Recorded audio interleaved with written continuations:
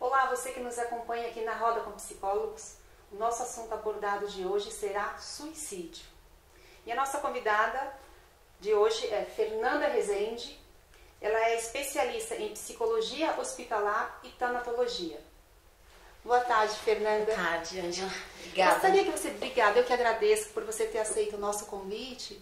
Eu gostaria que você falasse um pouco sobre o seu currículo, a sua formação, para quem está em casa possa vir conhecer, por favor. Então, eu sou psicóloga clínica hospitalar. A graduação inteira sempre foi voltada para essa questão do processo da tanatologia, que é o estudo da vida, né? Mas falando no aspecto da morte. E ao longo da minha graduação e da minha pós-graduação, essa questão do suicídio sempre permeou o meu contexto profissional, tanto no sentido dentro da psicologia hospitalar, com as tentativas e quando o paciente tem a necessidade de hospitalização no hospital geral, e agora no meu consultório, né, que acaba tendo aí um público voltado para essa questão, para esse fenômeno do suicídio, da automutilação, bem como a minha parte na docência, porque eu gosto muito de trazer essa sensibilização, a importância de falar dessa questão do tabu do suicídio, ainda mais nesses últimos meses ou semanas, com toda essa questão, né, mídia que está das redes sociais. E hoje eu também estou com um grupo de psicólogos, das quais me procuram no sentido de supervisão clínica para conseguir compreender aí um pouco como que funciona todo esse manejo. Eu fico muito feliz que a graduação também abriu espaço para isso, não só a graduação da psicologia, mas semana que vem eu também vou estar falando com um grupo de enfermeiros sobre a importância, né, de se dar espaço para esse fenômeno que é social e que faz parte da história da humanidade, mas que de uns tempos para cá eu fico me questionando por que tantas tentativas, né? Por que tantos suicídios? É uma questão já de saúde pública, né? Por que não falar sobre isso? Por que é tão constrangedor e tão delicado falar sobre isso? Então queria te agradecer a oportunidade. Ai, obrigada. Eu que agradeço. Uma das perguntas, aliás, dúvidas até que o pessoal possa ter em casa, Fernanda, falava-se em suicídio, mas pensava somente, remetia à imagem do adulto e não da criança e do adolescente. Como que você está enxergando essa visão agora? Somente agora as escolas param para falar sobre o assunto, não só com os baixinhos, mas também os adolescentes. Como que você vê esse movimento, na verdade, que está tendo nas redes sociais também? Queria só comentar uma questão antes, Angela, que quando a gente está falando da questão do suicídio, né, a gente não pode descaracterizar que o suicídio tem uma única causa. Sim. Tá? Ele tem diversos aspectos e nós precisamos olhar esses diversos aspectos. O que eu estou falando, a grosso modo falando? O aspecto biológico, né? Então você tem uma predisposição biológica, e se a gente vai pegar as pesquisas, a gente tem um índice aí dentro das psicopatologias, a questão da depressão, né? Da bipolaridade, do borderline. Então quando a gente costuma dizer o que a gente fala da anatomia de um suicida, né? A gente consegue perceber que existe componentes biológicos, né? Que somado a outros fatores pode desencadear o ato suicida ou a tendência suicida. Tá? Então, se eu estou falando de diversos fatores, Angela, eu estou falando no aspecto biológico, eu estou falando no aspecto psíquico, então a pessoa ela precisa ter uma organização interna, uma predisposição, que muitas vezes é seguido por histórias de trauma, o que não é regra, mas isso acaba acontecendo, esse evento acaba acontecendo. Então é umas sucessões de acontecimentos ao longo da história da vida emocional desse sujeito, que também, junto com outros fatores, pode culminar a ideação suicida. Um outro fator que é muito importante, e aí eu acabo pegando um pouco da abordagem winnicottiana, psicanalítico-winnicottiana, é o aspecto do social. E aí eu acho que eu fico mais à vontade para responder a sua pergunta. Então, o aspecto social, ele também auxilia ou desencadeia, né, a junção desses fatores, o que pode culminar a ideação, a tentativa suicida. Então, são vários fatores, né, que juntos viabiliza ou dificulta a compreensão desse sujeito em relação a esses sentimentos, essas emoções, essas dores, e que também dificulta a comunicação a respeito do que vem a ser o fenômeno. Então, quando você me pergunta, mas o que você acha que está acontecendo agora, né, das crianças e dos adolescentes? A gente só precisa tomar cuidado, Angela, quando a gente está falando da questão do suicídio para a criança. Tá? Não sei se cabe aqui, a gente está aprofundando, mas dependendo da idade, cronológica da criança, a cognição da criança, ela não vai ter a concepção do que é o suicídio. O que eu entendo suicídio hoje? Um ato, uma atitude da qual o sujeito vem a cometer um ato que leve à morte, ok? O que leva esse sujeito a cometer a morte biológica, ele é desenvolvido por vários fatores, como a gente está conversando agora. O sujeito que comete suicídio, por mais que a gente possa pensar do sentido e o significado, né, do pós-morte, do sentido de retaliação, da comunicação a partir do ato, o sujeito adulto, ele tem essa concepção da morte irreversível. A criança, dependendo da idade, ela não vai ter essa concepção da morte como um fenômeno irreversível. Então a gente só precisa tomar cuidado, né, para a gente não generalizar e dizer que a criança também comete o ato suicida. Não. Ela pode cometer uma agressão, né, algo que leva ela a se machucar e talvez vir a falecer. Mas ela não tem essa ideação suicida, essa potencialidade suicida como um adolescente tem. O adolescente sabe dessa morte irreversível. Então, ele comete o ato, de certa forma, tendo essa consciência. A gente pode conversar essa questão da vida e morte, né? Porque, na minha concepção, o suicídio ele não busca necessariamente a morte, né? Porque nós, humanos, temos uma tendência inata ao desenvolvimento, né? A continuidade, essa potência de vida que eu, você, que todos nós temos ao longo da nossa história. Então, se um sujeito, né, ao longo da sua vida, ele busca de uma forma a morte pelo ato suicida, eu penso que na verdade ele está buscando uma forma de minimizar uma dor que não é mensurada nem por mim nem por você. Eu costumo falar, Ângela, que quando um paciente, eu lido com esse outro lado da história, porque eu já trabalhei muito com paciente oncológico em final de vida, dentro de cuidados paliativos. Eu costumo dizer que assim, se você chega e a pessoa fala, eu estou com câncer, né? As pessoas se compadecem. Não estou dizendo que é uma dor maior ou dor menor, tá? A gente não tem como mensurar isso. Mas, por exemplo, quando alguém da família, né, se descobre, se tem um diagnóstico de um câncer, a família se une em torno daquela pessoa, né, tentando lutar contra esse processo. Ok? Então, é uma batalha, né? A pessoa é forte, ela vai vencer, ela vai lutar. Quando a pessoa chega com um diagnóstico de depressão, seja na família, seja no trabalho, na escola, em qualquer lugar, é automático as pessoas pensarem, nossa, mas esse aí tá precisando, né, é vergonha, não é vergonha, é falta de vergonha na cara, a pessoa é fraca, né, precisa trabalhar, né, vai encontrar alguma coisa para fazer.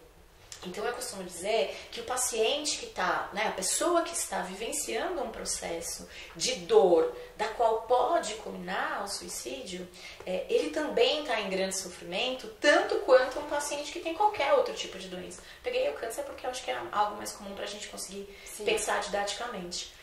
Mas esse paciente tem uma dor que muitas vezes é uma dor que é indizível, né? E aí eu sempre falo assim, você se imagina numa situação da qual o seu corpo está pegando fogo? O que você faz se o seu corpo estivesse pegando fogo? Qual que é a sensação que você tivesse se você tivesse soterrado, sozinho? O que você faria? Você não tentaria sair dessa angústia, dessa dor? O que tivesse à sua disposição? Essa é a sensação de um paciente com uma ideação suicida. Ele está em dor, ele está em sofrimento. Não é frescura, né? Ele quer que acabe o sofrimento e não a vida. Né? Como todos nós, não é só ele que quer que acabe. Eu também, se estivesse numa situação de extrema dor, por exemplo, pegando fogo no meu corpo, eu ia tentar fazer de tudo para minimizar. Então a gente só precisa descolar um pouco, né, de um senso comum de que o suicida não ama a vida. Ok? A pessoa que passa por esse processo, né, pensar na prevenção do suicídio, é ajudar essa pessoa a apagar esse fogo da alma, que acomete o corpo da pessoa, a rotina da pessoa, o emocional da pessoa, o social da pessoa, né? Então é um sofrimento, a depressão, a bipolaridade, né, o sofrimento de um paciente com essa ideação suicida é um sofrimento que a gente não consegue mensurar no exame. Né? Por isso que tem a grande dificuldade das escolas, né, a grande dificuldade da própria equipe de saúde. Quantas e quantas vezes esses pacientes com ideação suicida, e eu posso falar da minha experiência dentro do hospital, eles batiam no pronto-socorro e era feito um descaso pela própria equipe. Né? Então, eu fico pensando que além da dor... A equipe também não estava preparada para estar recebendo esse pessoal. Eu acho que o social, Ângela, não está preparado. Né? Eu acho que o social não está preparado de certa forma. Acho que a academia, a universidade não está, a escola da qual temos adolescentes, a empresa de RH também não está, porque é vergonhoso a pessoa dizer que está afastada do trabalho por conta da depressão. Ai, que preguiçoso, eu estou aqui trabalhando e o cara está lá afastado por conta de depressão. E a sociedade, ela não está habituada a ouvir isso. Né? Eu acho que nem nós, psicólogos, sim. E aí agora eu falando dentro da graduação, eu vejo que até os colegas não estão preparados. Eu não tive isso na minha formação. Né? Eu tive que ir um processo além da minha graduação para entender quais são os fenômenos que acomete o suicídio. Então a gente só precisa tomar um pouco de cuidado, né? Voltando à sua pergunta, a questão da criança, né? Que lugar que essa criança... Que desenvolvimento cognitivo essa criança tem para absorver o que é essa morte, né? Eu acredito que essa questão do que não é falado, que não é falado, não é falado nem de morte natural, quem dirá uma morte por um comportamento suicida. Não, e é algo perigoso também, né, Fernanda? Porque a criança, ela vê muito na internet falar sobre baleia azul, por curiosidade, sim, ela vai lá e acessa algumas coisas. Sim. Leva essa questão para a escola, para os coleguinhas, sim, mas fica algo assim vazio, sim, não tem orientação por parte da escola, por parte dos pais, os pais também não estão preparados para falar sobre, sim, né? Sim. Como que você vê essa questão? Você acha que a escola deveria fazer uma roda de conversa, orientação dos pais, conversar com as crianças, chamar os psicólogos? Eu sempre costumo dizer, né, que o ato suicida, ele é o final de uma trajetória, né? Se você pegar, então, o discurso dessas pessoas, a gente está muito preocupado, Ângela, isso é uma percepção minha agora, tá? Sim. A gente está muito preocupado com o fenômeno do suicídio, sim, ok? Realmente. O suicídio, o ato. Mas eu diria para você que a gente tem que se preocupar muito mais com o que leva ao ato, né? Sim. Esse paciente, essa pessoa, ela está num processo. Ninguém acorda de manhã e se mata no final do dia. Por isso a possibilidade de prevenção, né? As pesquisas vão dizer que mais de 70% dessas pessoas, 6 meses antes do ato, ela vai procurar algum auxílio profissional. Né? Não necessariamente da área da saúde, mas qualquer profissional, sim, que possa, de repente, compreender de que lugar essa pessoa está falando. E aí você me pergunta, será que as escolas, será que os pais deveriam? Claro, a gente pode imaginar que só tenha toda essa avalanche de manifestações que está tendo nas últimas semanas, nos últimos meses nas redes sociais, porque não se fala sobre isso. Então eu acho que essa baleia azul, né, de certa forma, ela vem marcar e escancarar uma dor que a nossa sociedade já está vivendo há muito tempo. A questão do suicídio, ela não é uma questão de saúde pública de 2 meses para cá. Ela já é de muito tempo. E por que não abre espaço para falar sobre isso? Porque é uma questão que gera tabu, né? Falar de morte, falar de dor, de fragilidade, de sofrimento, de menos-valia, falar de abuso. E aí aquela questão, né? Quando falece alguém da família, o vô, a avó, o bichinho de estimação, os pais não sabem lidar com a situação. Sim. E somente aí pensam, preciso buscar ajuda com um psicólogo. Sim. Mas você vê que essa questão poderia ter sido trabalhada antes, com certeza, né? Com certeza. Você vê que é um processo natural, sim, da vida. Sim, e não só no sentido do processo natural da vida, não nesse aspecto, mas a importância do vínculo, né? Sim. Eu costumo dizer que eu tenho uma frase que eu sempre posto no meu perfil do Facebook, na minha página, que a dor compartilhada é possível de ser vivenciada. Eu não estou negando a dor, né? Cada um sabe o quanto dói a sua dor. Mas quando ela é compartilhada, o peso é menor. Então, a minha pergunta é, ao invés de eu responder essa pergunta, eu vou te devolver uma outra pergunta, né? Será que talvez essa questão da baleia azul não trouxe, né, de uma forma escancarada, né, abrindo as portas que o meio social da internet, as redes sociais disponibiliza, por uma dor que já estava guardada né, na gaveta. Que deve se olhar para a dor do filho e não para a baleia azul, né? Porque a baleia azul ela está só representando. É só uma representação, né? E não é só a dor do filho. Você tá trazendo a questão da infância, da adolescência, porque eu acho que preocupa, né, essa sociedade. Porque, você vê que hoje o grupo de WhatsApp, as mães estão compartilhando muito. Você sabe que às vezes tem informações que não são verdadeiras também, não são verídicas. E aí, o que é de fato verdade, Fernanda, e o que é mito? De tudo que você está vendo, de tudo que você pode perceber. Em relação a esse fenômeno da baleia azul, eu não senti ainda pela prática que é uma organização. Tá? Existem pessoas das quais estão manipulando. Não. Mas tanto a questão desse game, quanto essa questão dessa manifestação da série, né, da Netflix, e eu estou vivenciando isso na clínica mesmo, tanto com paciente quanto com supervisão, né, para outros psicólogos, o quanto essa série e esse discurso é um discurso muito romântico, né? E o quanto a imagem, o real da imagem, ele está desencadeando ou facilitando esse acesso, né? Essa possibilidade da morte marcada, né? Registrada. Então, pegando um pouco antes dessa ideia da baleia azul e tal, essa questão da mídia, ela é comum, né? Infelizmente, alguns adolescentes colocarem em público a sua dor. Mas vamos pensar o contraponto, Angela? Rede social, né? Tudo eu preciso postar, tudo eu preciso compartilhar. Eu costumo dizer que essas redes sociais, elas são grandes vitrines, né? E na vitrine a gente não vai colocar o nosso pior. Na vitrine a gente vai colocar o nosso melhor, muitas vezes o melhor mentiroso, irreal, ilusório, mas em contrapartida necessário.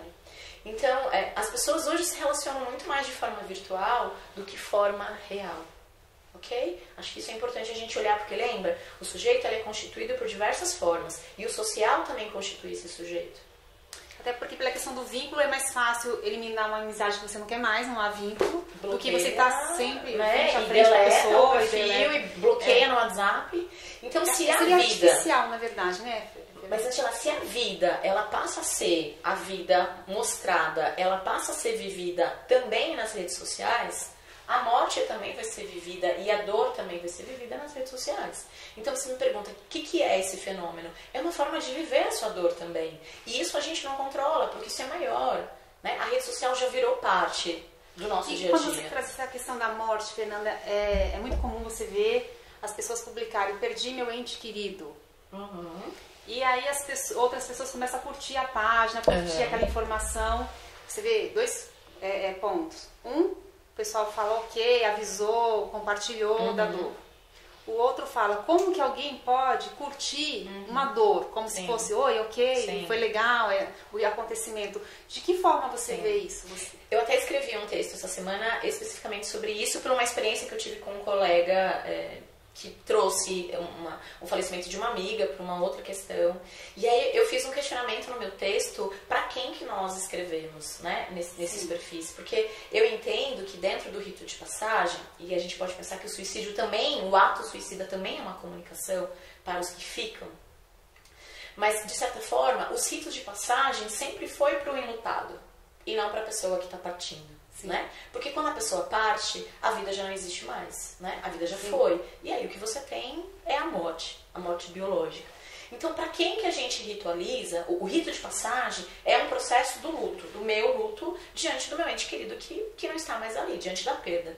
Mas por que eu preciso entrar na rede social, né? Deixar um recado para a pessoa que morreu, no sentido, ela era uma pessoa bacana, a minha relação com ela era assim, assim, assim. Então eu fico me perguntando, qual que é a necessidade de registrar na rede social, né, a minha condolência? Por que eu preciso dizer para a pessoa que já morreu, né, o quanto ela é importante? O meu contraponto no texto, Angela, é dizer, porque a gente não sabe mais olhar no olho e dizer para a pessoa em vida o quanto ela é importante para mim. Se a gente fizer o contraponto com a questão do suicídio, né, da população que tenta o suicídio, é muito comum você ouvir aqui no meu consultório dos pacientes o sentimento de solidão, o sentimento de não compreensão, né, de não conseguir a vontade de falar para as pessoas o que realmente ela sente, de guardar para si. né? De tentar dar um outro sentido por essa dor, mas muitas vezes sozinho. Ah, Fernanda, então você está me dizendo que toda pessoa que tenta suicídio ele não é amado? Não é isso que eu estou dizendo. Eu estou dizendo que essa pessoa que está sofrendo, ela tem uma dificuldade de externalizar aquilo que ela sente. Ou porque o recurso dela é um recurso que está mais escasso, ou porque o ambiente da qual ela vivencia não consegue ouvir esse pedido. Né? Esse pedido do quê? Eu estou incapacitado neste momento de lidar com a minha dor. Eu não tenho recursos para lidar com a minha dor. E aí você vai dizer, em casa, né, o ambiente social hoje é outro, a mulher trabalha fora, né? Eu tenho uma filha, eu falo isso, que ela vivencia isso. A Lara, quando ela nasce, que é minha filha, ela já nasce como uma mãe profissional. Que é diferente da minha história de vida, né? Que a minha mãe foi uma mãe que ficava em casa, que ficava junto comigo, né? Então, de certa forma, a sociedade hoje está sendo configurada de forma diferente. Então, essa mãe está trabalhando, esse pai está trabalhando, e é criado com essa avó, essa criança que vai cedo para a escola. Mas se a gente olhar a grande massa como um todo, a gente está tão buscando tempo, né? Buscando ter as coisas, construir as coisas, e a gente está perdendo essa natureza humana. Né? O que é o natural humano? O natural humano é viver, é ter prazer, é ter potência de vida, é sentir tristeza, né? É se frustrar diante das situações. E muitas vezes quando ele fala, quando você traz a questão, a pessoa pode pedir ajuda, falar, não estou bem, mas ele é escutado, mas ele não é ouvido. É algo que passou na reunião de família, ouviu, mas o vento levou, como dizer assim, mas preocupação, depressão, por quê? Se tem tudo, se trabalha, se estuda, tem se tudo tem uma que, família, né? tem tudo o quê, tudo né? O quê? Você tem dinheiro, você tem carro, você tem estuda na melhor escola. Angela, eu acho que as pessoas hoje, elas não estão aprendendo a falar. E as pessoas também não estão prontas para ouvir, né? Por isso que eu volto da questão da natureza humana. Do falar e do ouvir. A natureza humana é feita na relação, ninguém vive só. O ser humano sozinho, biologicamente falando, historicamente falando e socialmente falando, não vive só. Nós vivemos, de certa forma, com a nossa sensação de si mesmo, mas é a relação que pauta a sobrevivência humana. Para sobreviver, o humano para sobreviver, ele precisa estar em relações. Será que hoje a gente tem relação? Qual que é a nossa relação hoje? Você me pergunta, né? Mas por que a pessoa precisa postar lá no Facebook? Porque faz muito mais sentido compartilhar a minha vida de uma forma cibernética do que me despir diante do outro, na troca humana, né? Então, se você me perguntar, mas por que você acha que está tendo todo esse fenômeno, né, do suicídio? Eu vou dizer, porque as pessoas não sabem mais se relacionar de forma humana. Né? É uma escassez de possibilidades de lidar com a dor do outro e com a dor de mim mesma. Né? Porque se eu olho a dor do outro, se eu paro para ouvir o meu filho sofrendo, eu também vou lidar com a minha impotência e a minha incapacidade de ser mãe. Então eu nego, então eu escondo, né? Então eu coloco ao lado, eu não abraço isso. O outro é meu espelho, né? Eu me constituo a partir do olhar do outro. E se eu, adoecida, olho um outro que também está adoecido, eu não tenho suportabilidade para isso. Então é mais fácil colocar a culpa na baleia azul. É mais fácil colocar a culpa na série, né? Olha, do que trazer isso para você. Então, a minha questão, a minha reflexão é essa, né? Vamos falar sobre isso? Precisamos falar? Há muito tempo. Né? Há muito tempo precisa falar sobre isso. Não é de agora. Você acha que o suicídio, na verdade, você acha que aumentou a taxa de suicídio ou apenas agora está sendo mais divulgado e por isso as pessoas têm a sensação de que houve um aumento? Eu acho que agora as pessoas começam a ter noção da gravidade do que é. Né? Se a gente for olhar, Angela, isso não é agora, depois da série, a cada 44 segundos no mundo morre uma pessoa. No Brasil, a cada 43 minutos. E isso não é pela série. Isso não é pela baleia azul. Isso já existia. Mas era pouco falado. Era pouco falado. Agora a baleia azul trouxe à tona uma questão social, como você mesmo colocou. Emocional, biológica, que já existe há muito tempo. Né? Eu acho que agora escancarou. Né? Acho que agora essa dor já está aí, porque não tem como esconder. Né? Mas essa dor não é de agora. As crianças já vêm sofrendo, os adolescentes já vêm sofrendo, né? Os adultos já vêm sofrendo há muito tempo. A gente não começou a trabalhar com suicídio há 2 meses atrás. Né? Estou formada desde 2004, desde 2005, que é uma população que vem no meu consultório. Né? Fernanda, você acha que a partir de que idade a mãe, o pai pode falar com o filho sobre baleia azul? Porque é uma questão que pai e mãe tem medo. Meu filho vai ouvir, ele não pode ouvir, ele pode pesquisar, e aí você imagina a criança, a leitura que ela tem do mundo é totalmente diferente da leitura que uma adolescente faz. A partir de que idade? Eu acho que ela pode começar a falar desde pequena o que é as relações humanas. Né? Se ela tiver muito claro o que é as relações humanas, se as relações for uma relação de afeto, de continência, de compartilhamento, a baleia azul vai ser só um tema. Ela não vai ser uma preocupação. Então, quando os pais precisam começar a falar sobre a baleia azul com as crianças? Desde pequena, desde ontem. Não da baleia azul, mas de tudo que circunda tá por trás da baleia azul. A dor, a dificuldade das relações, a troca, né? Ter tempo para estar com essa criança. Conseguir dar espaço para ela. E essa curiosidade vem, né? Essa curiosidade vem de uma forma natural. Mas a sensação que eu tenho, Ângela, é que os pais se sentem ameaçados de uma maneira geral pela baleia azul, porque na verdade sabem que de uma maneira ou de outra, não só os pais, mas a sociedade como um todo, a sociedade sente que de um jeito ou de outro teve algumas coisas que foram falhas. Então, de novo, a questão não é a baleia azul, né? A questão é o que leva esse fenômeno da baleia azul. E os pais que não falam sobre a morte, Fernanda, com os filhos, quando falece alguém, eu conheço, tive algumas amigas que perderam os maridos, elas, e não sabiam o que fazer com os filhos, como explicar a morte do pai para o filho, como que você orienta essa mãe?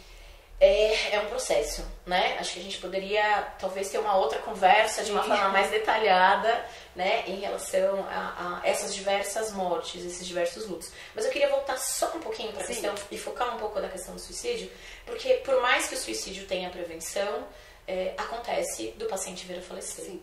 E aí, só pegando um pouco do seu gancho, se já é difícil falar da morte de um processo... a partir da morte de uma doença biológica que a gente estaria um pouco mais, né, seria um pouco mais possível ouvir, uma doença como, por exemplo, câncer.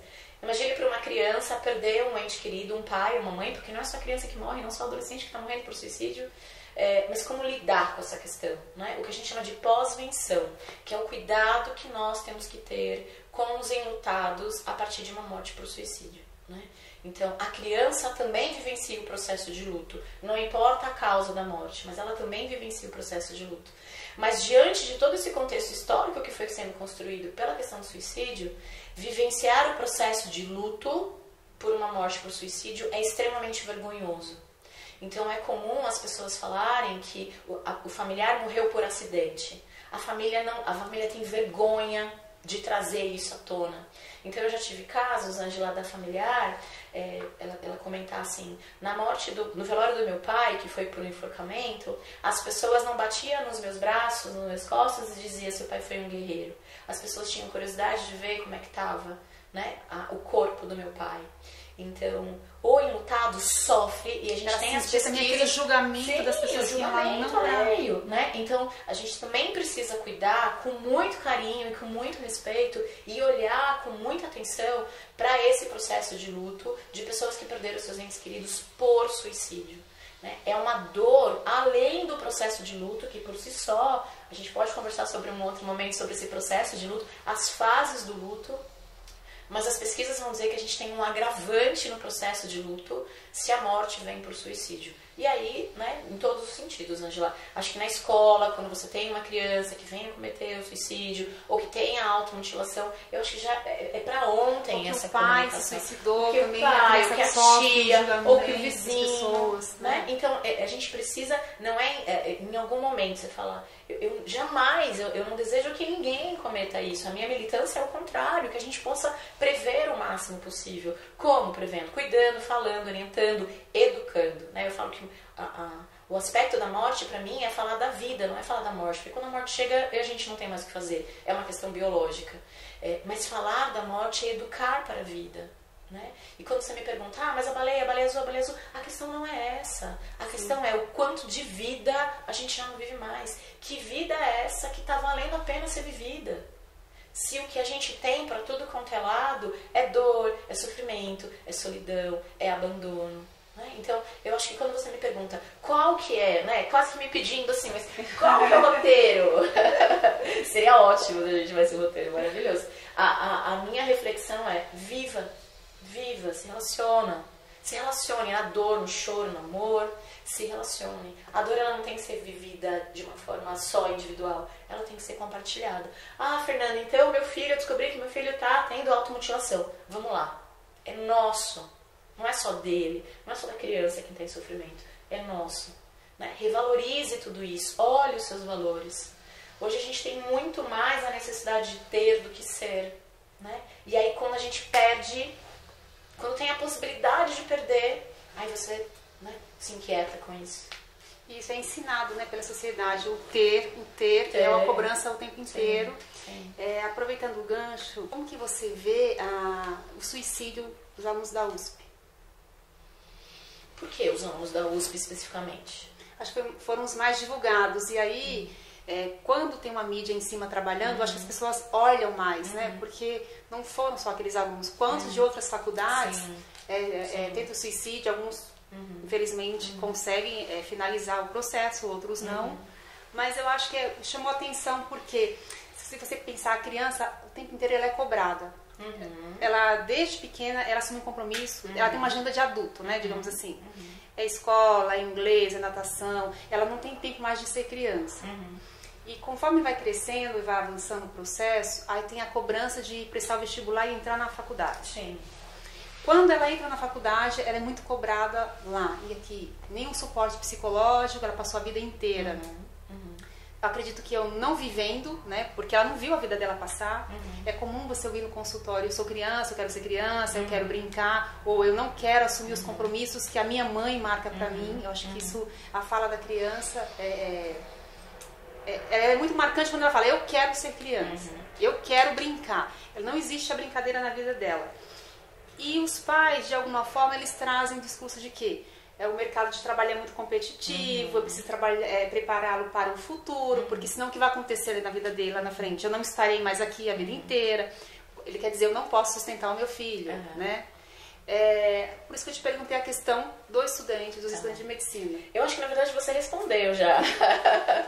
Né? Porque de certa forma, como que um estudante da USP que é preparado a vida inteira, né? Sim. E aí tem esse imaginário, estudantes da USP são os melhores. Como que o melhor pode cometer o suicídio? Ele tem tanto, né? Ele teve o melhor estudo, ele teve...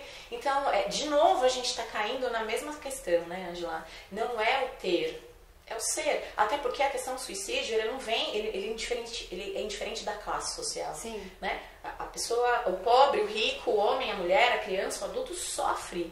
Né? Isso não está focada, não é uma classe social ou uma idade cronológica. Não. É claro que a gente tem aí algumas classes, né? Homem um pouco mais, com suicídio em si, a mulher com mais tentativa, modus operandi. Isso, de certa forma, é o estudo sobre a questão do suicídio, mas que acho que não cabe aqui. Mas você mesmo me pergunta, o que você acha dos estudantes da USP? Eu acho que é um fenômeno como um todo, não é porque está na USP. Sim. Qual que é, talvez, o nosso porque preconceito? É mais divulgado, porque é mais divulgado, porque é o que melhor, exatamente. As pessoas que estão ali melhor. E talvez são as pessoas mais prejudicadas e que estão mais em sofrimento, porque estão ali numa cobrança que é irreal. E você mesmo fala, essa mãe que quer o melhor futuro para o filho, né? Não quer que o filho seja um fracassado. E quem disse que não ter é sinônimo de fracasso? Né? Então, percebe? São os valores da sociedade que estão em conflitos com a natureza humana. E se você não observa, né, esse desenvolvimento humano, quem disse que ter é sinônimo de felicidade? E primeiro, o que é felicidade? O que é felicidade? Então parece que é um caminho, né? O ser humano está se colocando num caminho da qual ele só vai ser feliz quando ele chegar. Quando ele tiver o carro, quando ele passar na faculdade, quando ele fizer a viagem pelo mundo, quando ele tiver filhos, quando ele for casado, quando ele for, perdeu. A vida, Angela, é aqui agora. O que é o futuro? É uma doce ilusão para a gente conseguir constituir a nossa história. É o aqui, é o agora, é o olhar, é a relação, é a troca.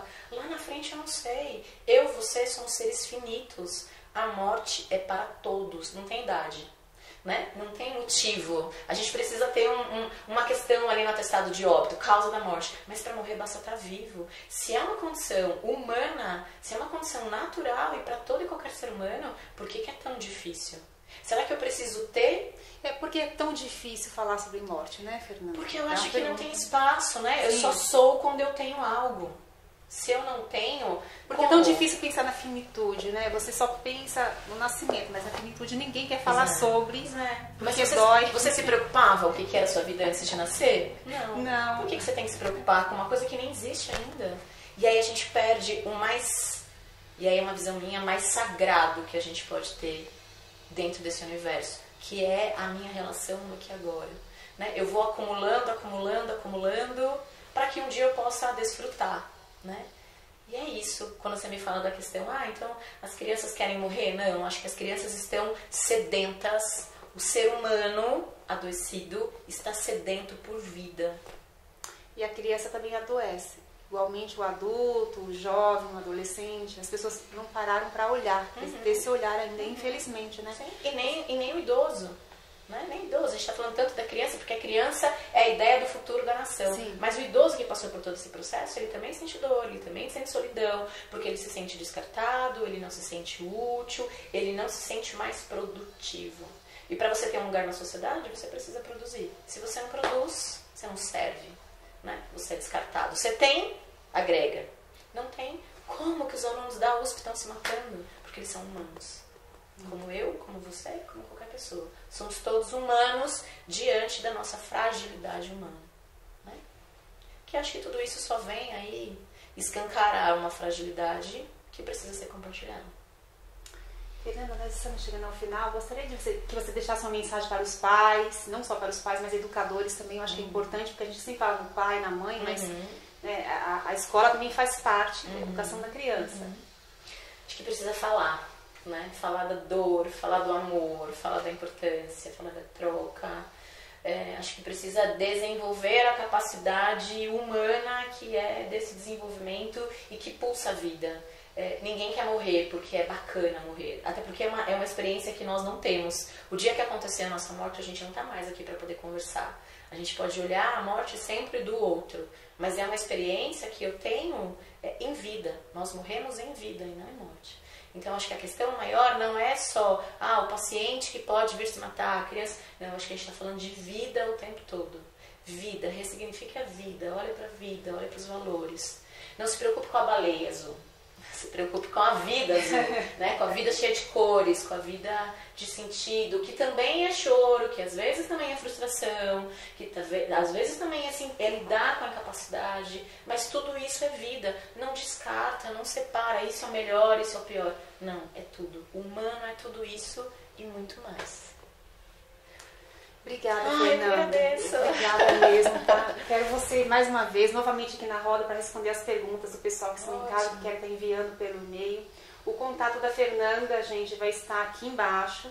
Também vai estar na nossa página, na rodacompsicólogos.com.br, né, Fernanda? Isso. Você atende no consultório Isso, também? atendo em São Bernardo, dou supervisão, dou aula. Estou disponível para a gente poder conversar, porque não tem roteiro, não tem regra, né? Cada caso é um caso, mas a gente pode pensar em trazer muito mais perguntas do que respostas, eu acho. Muito mais reflexões, inquietações do que pontos, né? Eu queria só comentar uma coisa que eu acho que é bem bacana. Eu estava conversando com outras pessoas hoje não, mas durante a semana, que eu tenho uma tatuagem que eu gosto muito, que é a ideia do ponto e vírgula, né? Porque eu acho que na ideia do suicídio, da tendência ao suicídio, é isso, né? Alguns momentos você vai ter ponto, mas você não tem um ponto final. A ideia é o ponto e vírgula, é ter a possibilidade da continuidade. Então, eu acho que é bem interessante a gente pensar que a questão do suicídio, ela tem prevenção. Né? É possível a gente reverter um ato suicida, um comportamento suicida, desde que essa pessoa seja amparada e que ela possa, nos textos da vida, né, no livro da vida, ela colocar pontos e vírgulas e dar continuidade a essa dor e não finalizar. Né? Acho que a morte não é solução para nada, ao contrário, é a vida. É a vida, é isso mesmo. Obrigada. Obrigada, eu que agradeço. Pessoal, finalizamos aqui mais uma matéria e até o próximo vídeo.